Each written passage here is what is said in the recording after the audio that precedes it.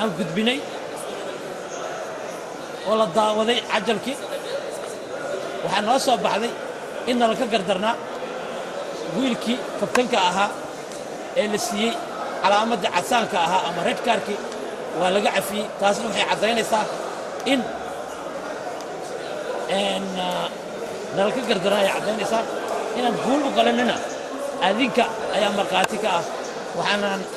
mahad gaar u soo jeedinayaa shacabweynihii soomaaliyeed ee na taageeray hiil iyo hooba ta kale xiriirada kale ee nala midka ah ee ka dhisan waddanka ayaan annagana ka mid nahay xiriirkii ugu dambeeyey ee heer caalami ka qayb gala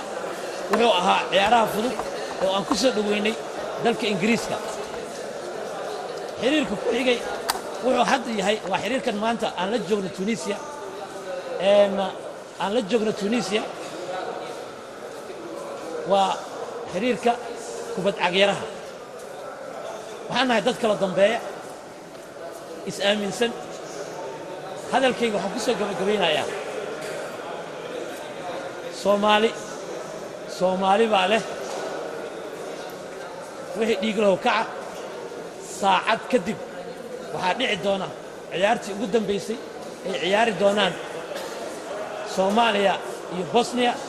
waxaan idiin rajaynayaa waa life inaad daawataan asalaamu calaykum waraxmatullaahi wabarakaatu